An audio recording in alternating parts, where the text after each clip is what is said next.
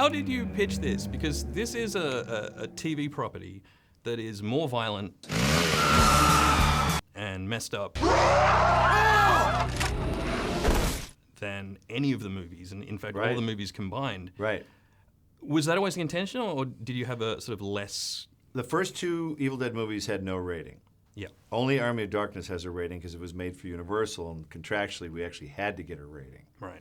The best way to present these stories, these characters and scenarios and monsters is to have it be unrated.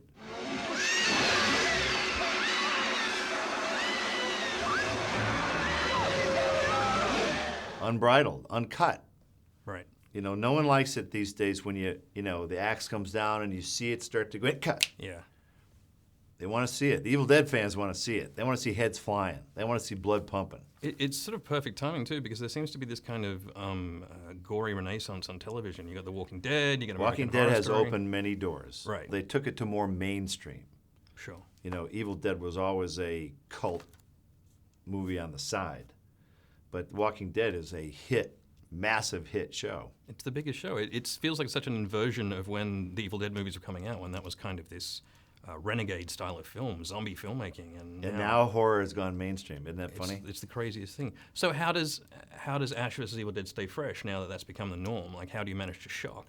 It's not about shock. It's about taking Ash on a crazy ride. Right. So it's character-based. And you have a lead character that could take things in a lot of different directions. So hopefully you'll go on an unpredictable ride. It's funny because in Evil Dead 2, there's the moment where Ash becomes, I guess, Ash, like where he chops off the shotgun. Yeah, he makes his first rig.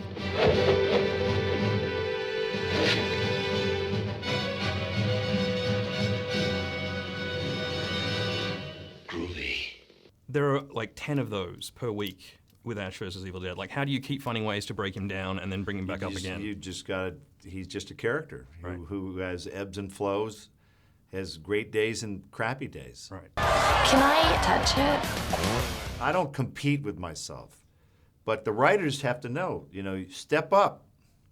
Step up. We want iconic stuff. We want iconic lines. This guy needs to be like no other hero. If I can identify him with any other hero, I'm not interested. He's got to be Ash. Right on. He's got to be his own unique character. And that's a challenge for the writers. Can we talk about the butt scene? I'm in the butt, episode 2 in the morgue. I feel that this is the butt elephant in the room. It takes a lot for me to be silenced, and then I had to go for a walk, played with the cat for a while.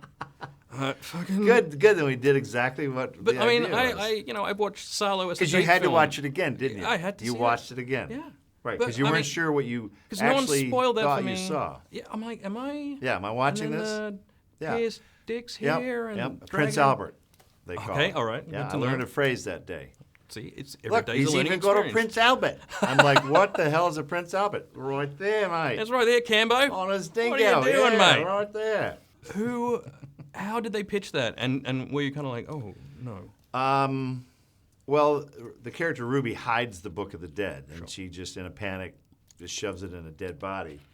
So Ash just wants to get the book back, but it's, of course, bound by a angry, possessed colon. And it was just that at first. It was just a fight, boxing with it, and it would grab me, and Which would have been cool. it would have have totally. been, and that's what it was. Right. Until Rob Tapper, our producer, got his hands on it, and his little twisted brain, he started talking to the effects guys of like, well, wait a second, where does the colon come from? What if it brought Ash all the way back home? So when you hear that, you know that you're doomed as an actor. Right. You're doomed to 3 days of misery. You're going in that butt. They called it the ass hat. Put Ash's ass hat on. Ash's ass hat. Yeah. Gonna a couple of reader questions for filming now. One from Tristan here. Can you be Prime Minister of Australia?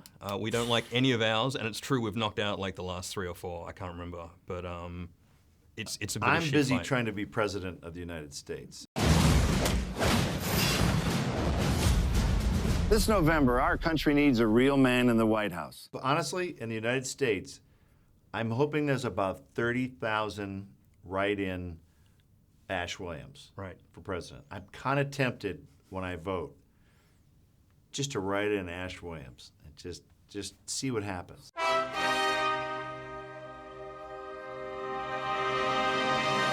What if you won? I mean, then It'd be awesome. I'd be a great president. I think. Well, Ash would be. Yeah, I you'd have wouldn't. to do it in character, right? You couldn't. I wouldn't because I'd be concerned about everything they dug up on me. Ash would be not concerned at all. Right. He'd go, yep, I groped her. Shoot. Emails? You're not seeing my emails. Hell, yeah, they're on my private server. Get out of my face. I'm the President of the United States. I can do whatever I want. I think. By the way, this press conference is over. You know what I mean? Like, I just stopped this interview cold. You asked me one question I don't like. We're done. It's a whole new approach. I'm convinced. He'd have efficiency. You're boring me. This meeting's boring me. Over. Sandwiches. Soup and sandwiches. It's got to be season 3, right? Make it happen. Do the right thing, America. A man who smells like a lawnmower and makes love like a jackhammer. That man is me, Ash Williams. Cambo, you are a living treasure. Oh, yeah, Mike.